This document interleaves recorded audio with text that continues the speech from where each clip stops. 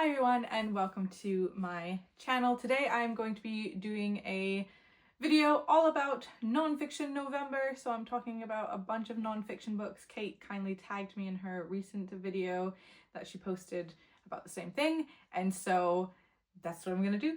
I am going to talk through some of the books that I am currently reading, some of the ones that I've finished reading, and those that I hope to finish reading this month specifically. But I'm also going to give some recommendations of some of my favorite nonfiction reads over the past maybe 2-3 years, as well as those that I'm most looking forward to getting to, even though I'm not currently reading them. So we're going to jump in because I have 3 very large stacks of books here, and I'm going to try and make this as quick as possible. But if you know anything about me and my videos, they tend to be long, so we'll see how I do. But to kick off, I'm going to talk about the books that I'm currently reading. So one of the ones that I am currently reading and will likely finish this month is Braiding Sweetgrass by Robin Wall Kimmerer, and the subtitle is Indigenous Wisdom, Scientific Knowledge and the Teaching of Plants. This I am reading for my PhD thesis, and although it's not one that I think will be kind of primarily looked at, it's definitely going to weave itself into my thesis, and I've really been enjoying this. I was expecting a different style of writing for this, to be perfectly honest. It's definitely written in more of the form of like nature writing, but I've really been enjoying this. And I normally tend to stay away from nature writing, which might surprise some people, but it's not my favorite thing to read. But I feel like I'm learning so much from this text, and it is written absolutely just spectacularly, and I'm really enjoying this. Then the next one I am in the progress of reading as well, and this is once again for my PhD thesis, and this is Ecology Without Nature, Rethinking Environmental Aesthetics by Timothy Morton. I'm getting along with this book much better than Dark Ecology by Morton as well. This is more structurally done, I guess, in terms of its argumentative style in respective to like academia text, so I feel like it's less confusing, even though it is still quite confusing. The writing, at least, I think makes it a little bit more clear as to what he's getting at. If you're really interested in eco-criticism and kind of scholarly aspects to that, then definitely I would recommend picking this up. But if you're more of a general reader and a general audience, then I don't think that this one's for you. Dark Ecology, ironically enough, is the one that's more written for a general audience, but I also found it the most frustratingly confusing text that I've ever read in my life. This didn't make me want to throw the book across the room and out a window. Like, that's Dark Ecology. That's what that made me feel. This one I'm doing better with, but there's a lot of, it's focusing kind of on ecology within Romanticism era and the loaded aspect of the term nature and how that has led to problematic ideas and imaginings of ecology as something that it's not. And Morton also brings in a lot of discussion and nuance about tonalities and vibrations, which is really interesting. I'm not sure where exactly that's going. Like I say, this is still quite confusing, but overall I'm intrigued by this. He's one of the predominant researchers that I focus on in my own research, and therefore this is going to come into play for my thesis, I know for sure. That one I don't know if I'll finish this month because the chapters take me a lot longer to get through, and I'm also annotating and highlighting that in a lot more detail than the other text that I'm reading. So then the third and final one that I am currently reading, and I will not be finishing this month, is Simone de Beauvoir's The Second Sex. This is a beast of a book. As you can tell, I am not that far through it, and this one I definitely need to play catch up on because Beauvoir is again a really predominant philosopher in the context of my research, and so yeah, I need to essentially read this, and I need to read it in its entirety. but it's so long and I am really enjoying it. But after everything that happened with the US election results, picking this up just became really daunting and a little bit too heavy for me, both literally and metaphorically. So yeah, I definitely need to return to this, but I'm not going to get it done by the end of this month for sure. But this is a really fantastic look at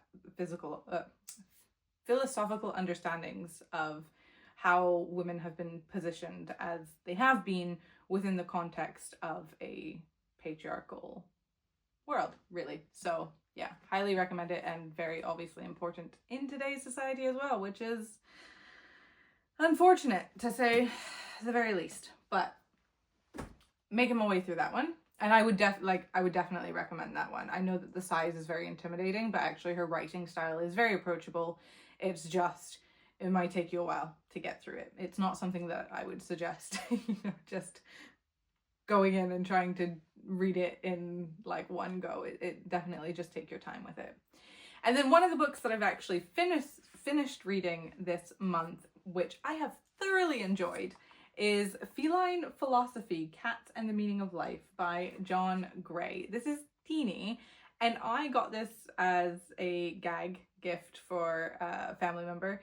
So, but we tend to read the books that we get for each other before gifting them. I might actually just get another copy because I've really enjoyed it so much that now I want my own copy, and I feel like it would be better for me to keep the copy that I've actually read and to gift her the new copy, but we'll see. So yeah, I thought this was just going to be a bit of a joke, to be honest, but it is incredible. The actual philosophical understandings and musings that are coming into play by Gray here is fantastic. His own kind of philosophical understandings that he weaves in with feline philosophy, as he says, but like just life as a cat, if you will. It's just beautiful and moving and educational and informative and creative. It's brilliant. And again, it's so short that I'd say if you love cats, if you love philosophy, if you want to just read something small that's nonfiction, that's fun. And I mean, it does get quite deep as well because it's philosophy, obviously. But yeah, I would really, really highly recommend this one. It caught me by surprise how much I enjoyed this. So yeah, that's the one that I have officially read for Nonfiction November. But there are two other ones that I kind of want to try to get to and could maybe finish. One of them more realistic, I think, than the other, but we shall see. And that's because they're small. So the first one is actually Mary Beard's Women and Power, a Manifesto. I got this copy when it was published like in 2017 or something and read it then, really enjoyed it, but I can't remember really anything about this. And I think it would be worthwhile for me to reread for my thesis. And I would recommend this because I think that this is important and poignant, again, within the society that we are currently living in, unfortunately. But at the same time, I can't really support this author for a variety of reasons. So I would recommend trying to find a secondhand copy of this. I'm sure that there are plenty floating about. So yeah, I do recommend it, but I recommend getting it secondhand. And I feel like it's possible for me to reread that within the next like 2 weeks. And then that would be another one that I would have finished this month. We shall see though. And finally, the one I really would like to get to this month, but realistically I don't know if I'd finish it, is Audre Lorde's Sister Outsider. This is a collection of essays. Lorde's obviously has written a lot and extensively in terms of feminism and colonialism and sexuality, and I have read some of her essays that are included in this collection and I really love her writing, but I wanted something that encompassed a good portion of said essays, and so this was the copy that I ended up going with. And yeah, I'd really love to get to this month, but we shall see. I know that it's under 200 pages, yeah, so I think it's doable, but it just really depends on how I'm feeling, because November is a rough month for me, both physically and mentally, as I'm sure it is for many. But those are all the books that I am either currently reading, have finished, or would like to get to specifically for this November. But now I'm going to turn my attention to a few books that I have read that I would recommend you picking up for Nonfiction November if you have yet to find something that you would like to read. And the first one is How the World Thinks, A Global History of Philosophy by Julian Baggini. This is a book that I read for my PhD thesis, yet again. And it was just to give myself a bit of a background in terms of philosophies out with the Western philosophical sphere, because that's the predominant thing that I have been exposed to. And so I wanted to expand that knowledge, and this is brilliant. It looks at exploring philosophies of Japan, India, China, and the Muslim world, as well as lesser known oral traditions of Africa and Australia's First Peoples. I will say that this predominantly focuses on Chinese and Indian philosophy more than all of the others, but I do think that this is brilliant. I was a little bit worried about it in the first maybe 50 pages or so. I just felt like there were potentially some biases that were going to come up and make this quite a problematic read. I felt like that was not the case, thankfully. However, one of the downsides to this text is that it is predominantly male philosophers that are being discussed here. And although that is unfortunately just the nature of world philosophy in general, especially once we expand the view of philosophy to other localities and cultures, women philosophers did exist and have always existed, and it's a point of, frustration that there is this continued erasure of women's voices, whether that be in realms of thinking such as within philosophy, as well as obviously within narrative female voices in terms of literature and all the rest. So I was disappointed that this didn't actually make an active effort to include female philosophers. So it kind of just, it just continued on that element of erasure, where I think that this really had the potential to uplift that a bit more and shine some light on that. So that was a bit disappointing, but nevertheless, I still give it 4 stars. I thought it was a really great introduction and quite neutral and approachable as well in it's not really analyses, but it's sort of the discussions of those philosophical contexts. So I would highly recommend that, and that is one of those ones that general audience, I think it's a Sunday Times bestseller. So this is written for a general audience. You don't need an academic background in philosophy to approach this. So highly recommend. And another philosophy book that I would recommend is The Web of Meaning by Jeremy Lent. This is eco-philosophy. I read this for my PhD thesis as well. This is somebody who is going to be a predominant philosopher within the context of what I'm looking at, and I thought this was so refreshing to read. I'd been reading so much eco-philosophy that was just really grinding my gears, and this actually provided a lot of respect and understanding to elements of difference, but there's still some issues in terms of my own academic brain analyzing the text, but if you were just interested in eco-philosophy, I don't think that would be an issue. I hope that makes sense. But basically, Lent is going through this. It's fairly chunky, but a good portion of it is notes, to be honest. I think the notes, that's the actual book, and then the rest, this is just glossary and notes and references and stuff. So he's essentially talking about how we could potentially reimagine the world in context of a more what is it that he calls ecological civilization?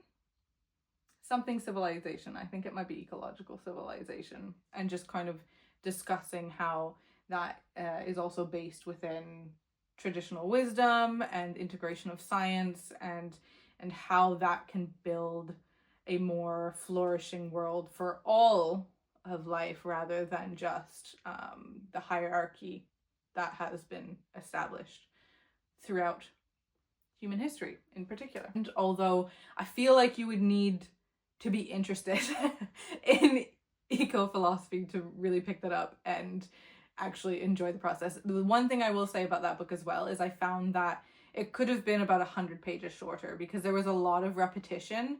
And again, I understand why he was doing that, because from like an academic standpoint, when you're making an argument, you need to be bringing that back to the foreground of what you're writing so that people are remembering the actual argument that is at the core of what is being said. But in terms of a book like that, it was just done a little bit too on the nose, like wording being so similar and things like that, that I was quite annoyed by it and felt like that could have just been tidied up with a bit of editing, especially because I think that that text is still very much geared towards a general audience.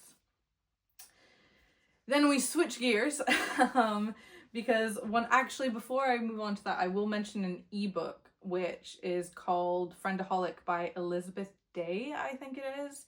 And that I recommend to everyone. It was a fantastic read. It's all about friendship and building friendships, but also understanding when to let go of friendships. It was something I needed to read at the time that I needed to read it. I had a fallout with somebody who I was fairly close with and didn't understand why that happened. And so I kind of went into it trying to identify what I had done wrong. And actually it just really helped me process some of the grief that can come from losing friendships, and also identifying when maybe we are not being so kind to ourselves in terms of hanging on to a friendship that isn't healthy for us either. So that really gave me a lot of closure, essentially, that book, and I would highly recommend it, even if you've got just great friendships in your life.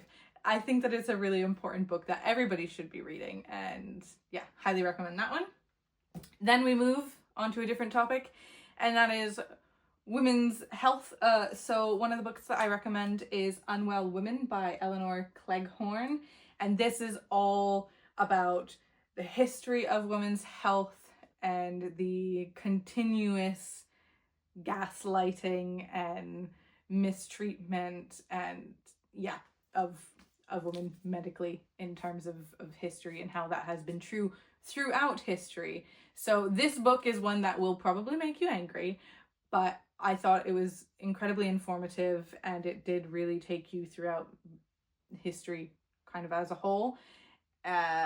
Very approachable in terms of its writing style, although I will say that it took me several months to get through this. Again, it's one of those books I think you're probably not going to, pick up and read for 6 hours or something like that and then feel like you need to absolutely pick it up again. It's more of a slow consumption book.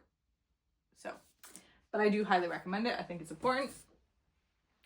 And on the same vein, this might be kind of left field for people, but is actually a book called In the Flow by Alyssa Vitti. It's a 28-day plan. A 28-day plan working with your monthly cycle to do more and stress less. This is the most self-help book out of all my nonfiction. I do read self-help, but I don't ever really recommend them. And most of the time I'll read them and I think, oh, this is great, and I'll implement it for like a month or something and then just completely forget about it. I'm not really a self-help reader, to be perfectly honest. But this is one of the ones that has really stuck in my brain, and also one that I continuously refer back to. So it's it's not so much annotated as like highlighted, but it really takes you through an understanding of how the world itself, in terms of like how our days are scheduled as humans in the Western world and beyond, especially in the working day structure. The 24-hour day is geared towards a male hormonal, it's not a cycle, but like a linear hormonal trajectory, whereas women's hormones are obviously quite cyclical, or anybody who menstruates, those hormones are very cyclical if you are not taking anything to disrupt said hormones, right? So this would be maybe less prominent also if you're like on the pill or anything like that, but I think that this is really brilliant. It's something that every person should be reading. I think it is one of those things that everybody should be looking to understand. It is not only beneficial for the person who is going through the cyclical hormones, but to those around them as well, and how we can better live in the kind of energy that we receive at different times based on our hormones. And I'm not saying that as in like energy, woo, like our genuine energy fabrications and creations within our body. It's hormones play such a huge role in our lives. I say this as somebody who has endometriosis, like my hormones are out of whack. So this is something that, yeah, I think is really important to read. It is really approachable in its reading, and it's something to keep around and refer to. It also has a really good kind of notation of how your diet can help during different points in your cycle as well, and what we should be eating to feed our body appropriately to match what it needs, because it needs different things at different phases. So yes, might be a bit out there from my normal recommendations to folks, but I did want to mention it because I really do think that it's an important read, and it has really helped me feel a little bit more, not in control, but just that I'm attempting to kind of do the best things that I can for my body when it matters the most. It also really helped in terms of like if you're working and you've got new projects you want to do, like when you should maybe be trying to approach that. If you can, obviously scheduling and stuff is not like you can completely work everything around your hormones, unfortunately, but there are times during these cycles where our ability to take on new projects and to execute more new projects is more fruitful than at other stages when, you know, we're maybe just hunkering down and trying to get the bare minimum that needs to be done and just focus on maintaining that. That helped me put a lot of things into perspective, because that's definitely something that I have noticed in terms of those energy and motivational shifts. So yes, I will stop talking about that one, but I'm very passionate about it. So those are the ones that I have read that I would recommend. And now very quickly, I'm going to discuss the books that I would like to read. I'm not going to discuss them in a lot of detail because I haven't read them yet, but I'll say vaguely what they're about. So for starters, we have Silent Spring by Rachel Carson. This I want to read because it has popped up a lot in my PhD readings, and that is because this is the book that is argued to have launched the ecological environmental movement as we know it politically today. So Carson in this text essentially demonstrated the harmful effects of pesticides, not only on land and crops themselves, but within the wider scope of, you know, life surrounding the boundaries of those effects. So and led to more regulations around that, specifically in America, although now that's been pulled back and all the rest. But this was a really significant text at the time it was published and continues to be, so I really would like to read this. The next one is Eve, How the Female Body Drove 200 Million Years of Human Evolution by Kat Bohannon. This has been on my shelf for a wee bit now. When it first came out, I was desperate to get it, and then I figured I'd wait for it in paperback, and thankfully paperbacks come out quite quickly here in the UK after hardback, so I finally got my hands on the paperback, and this is essentially, as far as I understand, looking at the history of human evolution and how women's or females' biology has impacted and driven that in ways that, again, have not been discussed most of the time because nobody ever talks. about the female body. So yeah, I'm really interested in this, but I don't know much more than that because I haven't read it yet. The next one that has been on my shelf for literally almost a decade now, which is embarrassing, and I have read bits of it, but I haven't read it in its completion yet, so it's definitely something I want to get to, and that is Romantic Outlaws, The Extraordinary Lives of Mary Wollstonecraft and Mary Shelley by Charlotte Gordon. If you know anything about me, you know I am obsessed with Mary Shelley, and the relationship between Mary Wollstonecraft and Mary Shelley, her daughter, is something that is forever intriguing to me, especially in context of Mary Wollstonecraft obviously had a huge influence on Mary Shelley, but Mary Wollstonecraft died only a few days later, or I think it's a few days, maybe it was a week, after giving birth to Mary Shelley. Obviously born Mary Wollstonecraft originally, before she married Percy Shelley.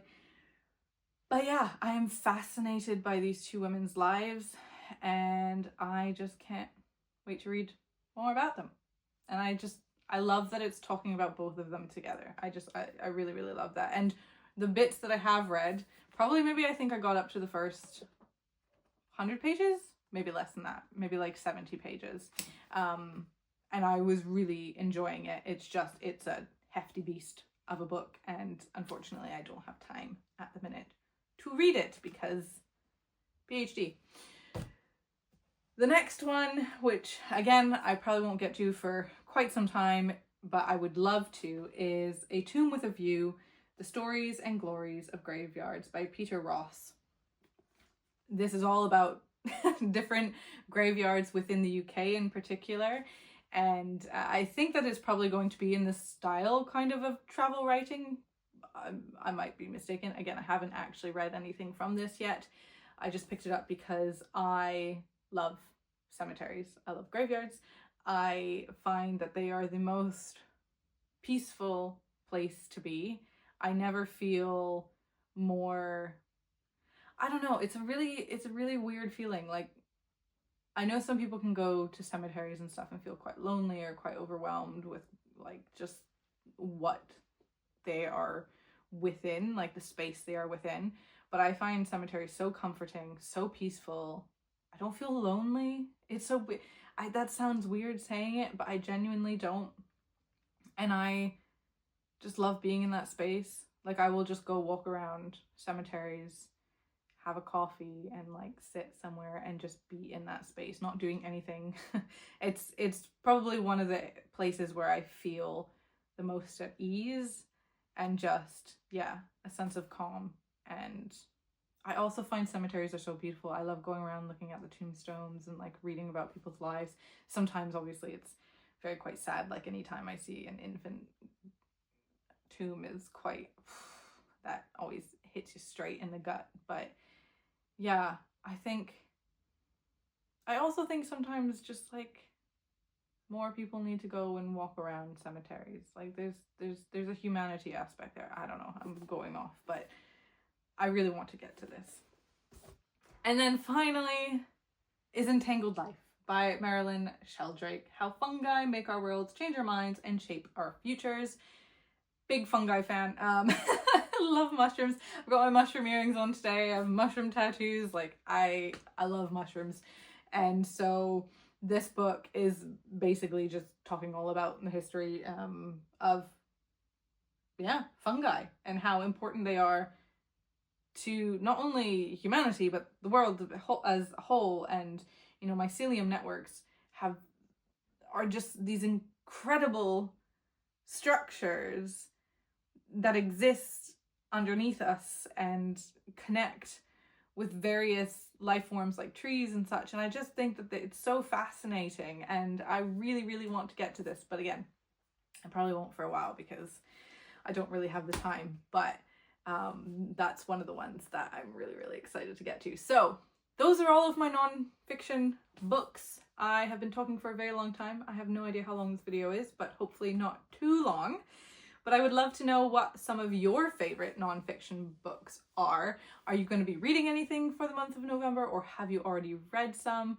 Let me know, because I'm always interested in finding new non-fiction reads, because it is something that I'm getting a lot more into. I didn't really read any nonfiction prior to like 3 years ago, and now definitely this year it's a good chunk of what I have read this year, again predominantly because of the research, but I've really been enjoying it. So yeah, I hope that this was entertaining for you, that maybe you took some books away from it, and I will see you next time.